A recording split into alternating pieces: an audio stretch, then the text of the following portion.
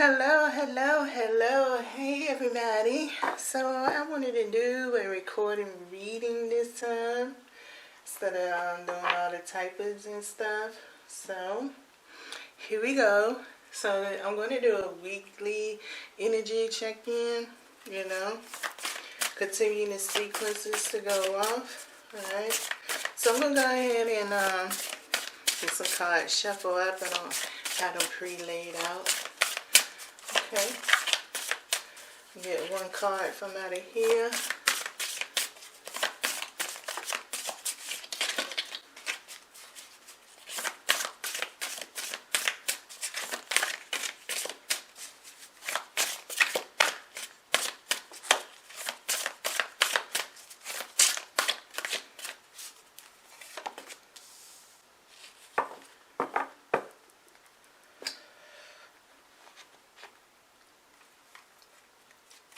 And get another card out of this deck. Help me out with a little bit more deeper clarification on this energy message. One card, please.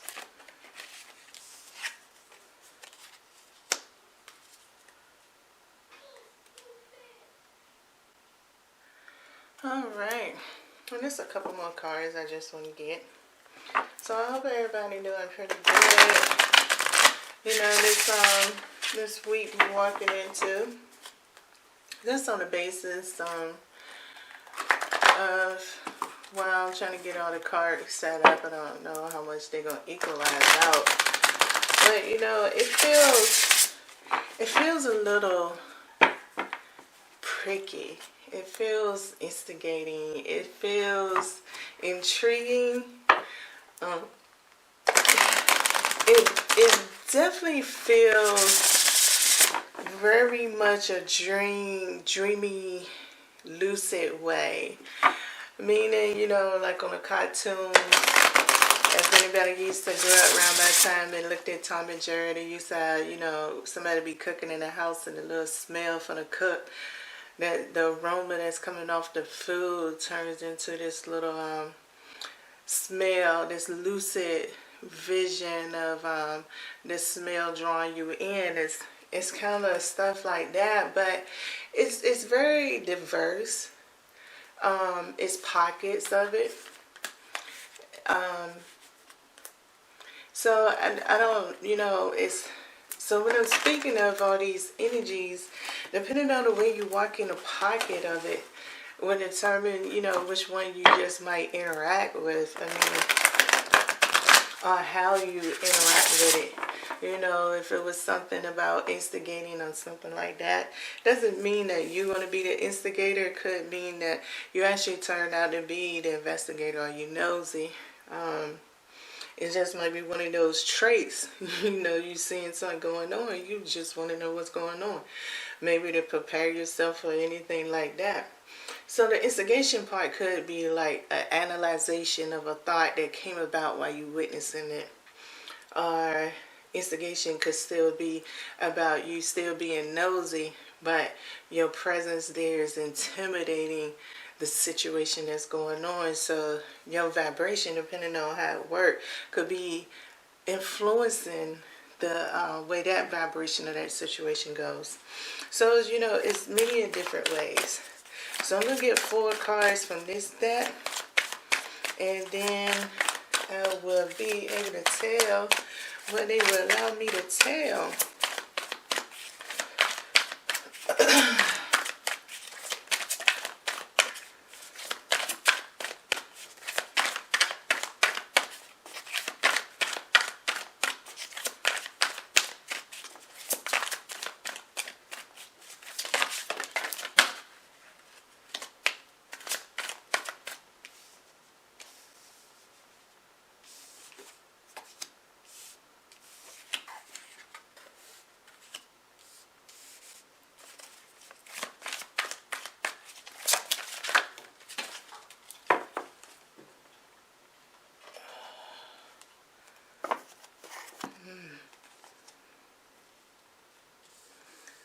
Okay. I know it's definitely reflecting that spring is coming in soon. Whether it's all about spring is more of the season to be more focused in or not, I'm not sure, but I could feel the breeze of it. I could feel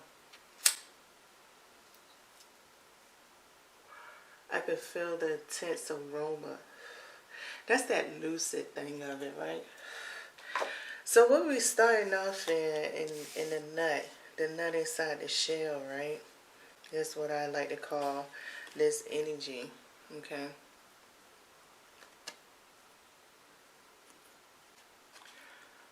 So I'm gonna be burning some incense off and on, so you'll see a smoke here now. It's little small cones, incense cones rather. So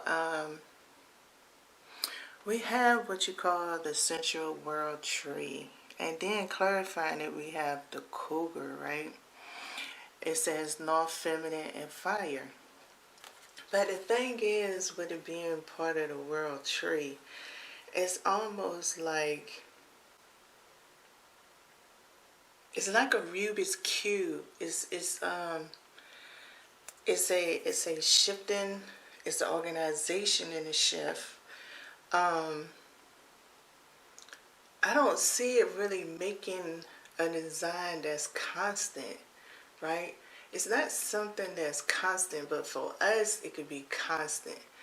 And then it also depends on the degree of constant or consistency that I'm referring to, meaning that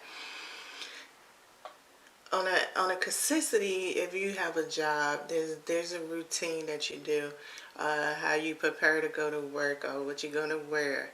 Um, that's based on um, your time, your time of travel, the time that you have to go in. Time plays a lot of a role there, right? But it is something consistent for you, because if you don't have plans to quit or it's not a temporary job, you're going to do it as long as it's need to be done depending on your goals. So it's something consistent, right?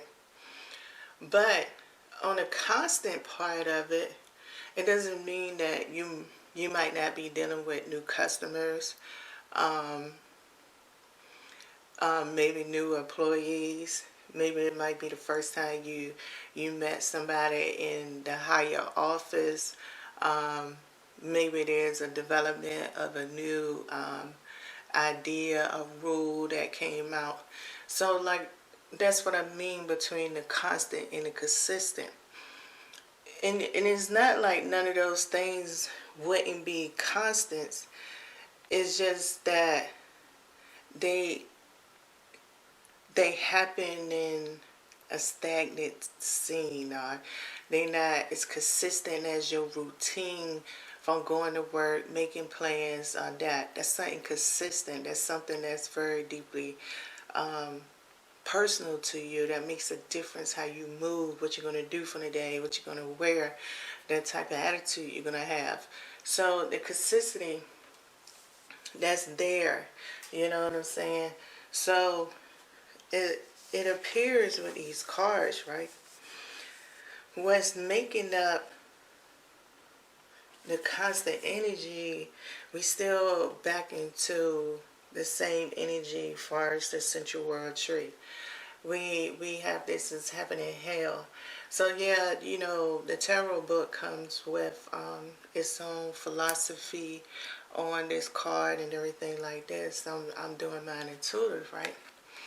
So on this heaven and earth thing, it's more or less like it's going to be rapid shifts in the way people do things. It's already being seen now. Like some people getting exhausted of living in their tiny houses. Some people getting exhausted on making videos. Or some people understanding whether they're exhausted or, well, you know, hold on, I could slow down. It's all right. And they dealing with emotions and the detachment from that dedication that they had before. So they processing those. So that's part of the constant that's up in there. That's part of the lucid. So, like I said, some of these examples is already happening, right? So, is more going to continue to happen at this point in time? That part of it is not shifting. So, my thing is, how's it make you? The best thing I could say on this is more or less asking you, how's it making you react? Because being that this is a lucid dreamy way, right? And like I was talking about in the beginning, the instigation compared to being nosy and how it could play a role without you feeling like you instigating, but it's just the intimidation from the spotlight, the scene that is going on within the situation is being lit up. And the energy around it is dark, but it's feeling the light. And I mean by dark is because the people that's in the situation that you could be watching might not necessarily be focused on how many the people in the crowd like that, unless it's about a safety reason. So they could be just really focused on what they saying to each other and staying there. So it's not really in their focused view at all. So that's the thing. Like as you see these changes, is it making you think people fake fraud? Is it making you question what's going on? So these are the ways that you might need to see and make sure that you maintaining your reaction in it, right? So then what we have next is the Four of Swords, right? And that's what I was talking about basically, without picking up the card, is, how you react and how's it, don't forget to embrace your feelings. Get your water and your fire together. That's what that cougar is, right? It's that fire. And what I mean is, it's bothering you, so it's uniting some kind of passion. Is not just a messing with emotions, it's messing with the passion. So when that water and that fire meets, it's going to cause that air, right? So you get steam. So you're going to want to see, or if you can see, how much are you focusing? Are you feeling how your eyes is focusing through what it can see? Are you realizing your eyes telling you we can't penetrate this? So you're getting more of the thoughts. So once again, that evaluation is very important. Now, I feel like the tricky part is this card right here that says the Father. Because it's almost like saying it's self-disciplinary. So, it's being that it's a self-disciplinary thing, right? There's consequences in this. The consequences is either spontaneously or it's later reactive. And that's going to depend on each and every situation that you're in. Meaning, okay, if you feel like certain places is not good to go to because violence been happening there, right? So you find yourself all of a sudden in that same environment that you thought wasn't good enough, right? But you want to be there because there's something that you want to accomplish, right? You can't be really disappointed at the consequences because you self-discipline yourself to have the courage and the bravery and the confidence and the reassurance to say, okay, I don't think I'm going to get caught up in it this time. I'm going to handle this business and then I'm just going to get up out of here. Now, it's not to say that you don't know in the back of your head. You're just hoping that it's not going that way. And I can't hope for you because I'm only giving an example. I don't know if somebody really is feeling this way, so I can't add my hope because I don't know what you're hoping for.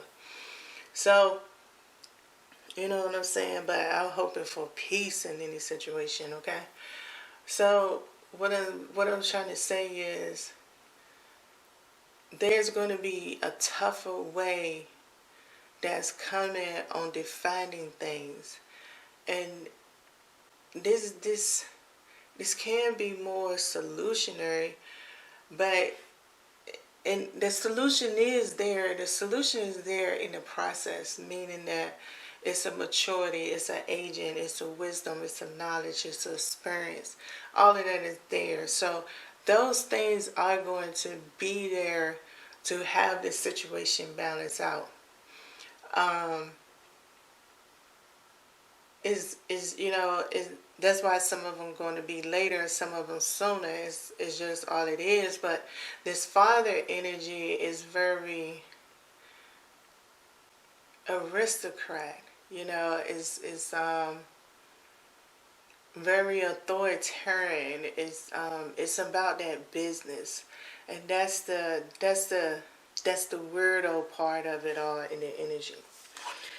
And so, and it brings out with the final card of death and rebirth. Okay, and you know, I think that still sums everything up when I was trying to say on how everything would be far as the change, the transition, the opportunity, the chances, the lifelines, and everything of that point of view. And it's also kind of functioning as a foundation, meaning that uh, people saying it's the great reset. Maybe reset is a pretty good word. I don't see a reset to me seems like a do-over the same way. So I don't really agree with it being a reset, but this is just much as a change as Y2K was. Like a lot of us been around to hear about Y2K when the 2000s was coming in. This is a similar calling of that type of change, a situation. It's the forefront of the battle. The battle is tense. The resistance is very strong between the opponents. Nobody is retreating inside of it as far as the spiritual world goes. So neither one is going to retreat.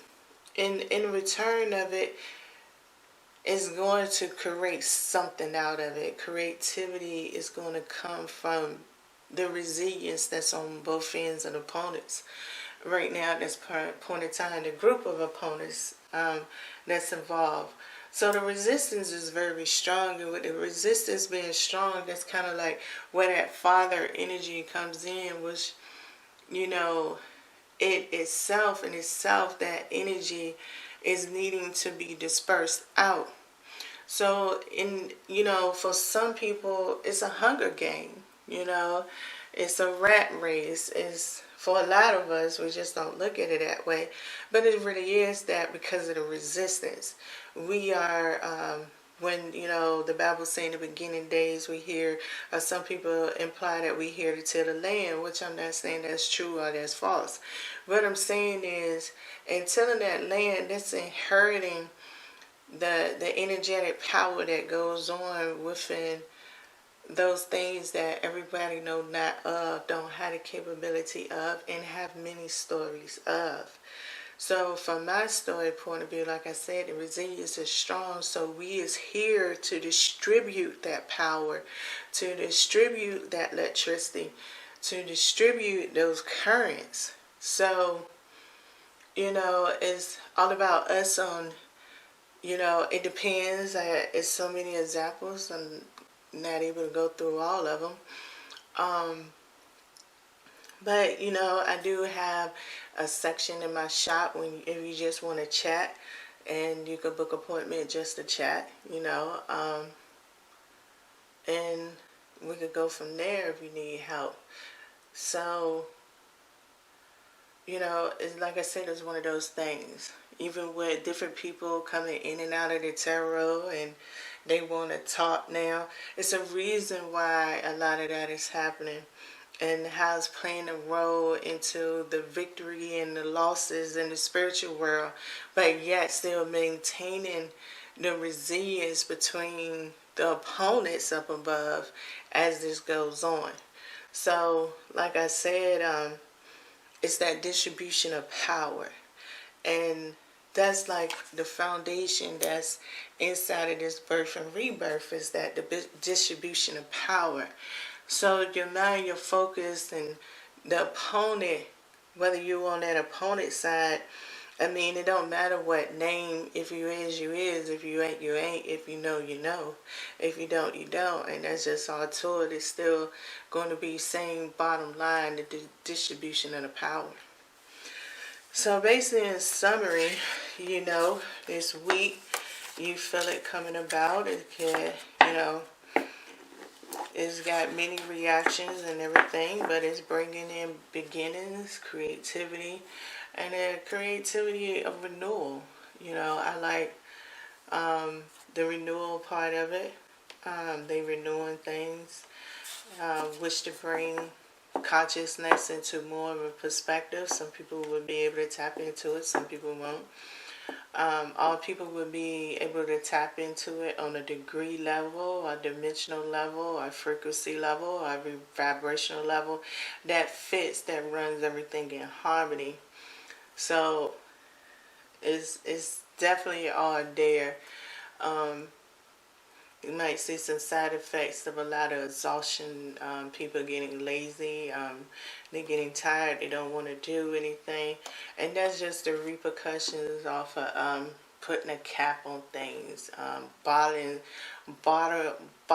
things up, or maybe some people going to prison, so there's a time frame.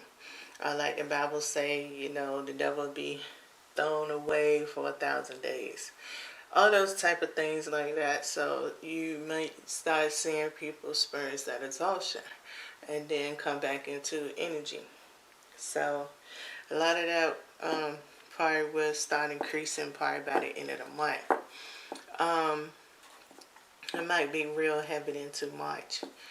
But people had to work it out because it'd be different ways, whether it's body aches, body pains, accidents, or whatever that make it happen. So, yeah. So that's what it is for the weekly energy check-in. I hope you understood it. I hope you was cool with it. And it was nice for me to do this. Until the next time, y'all stay positive and be safe.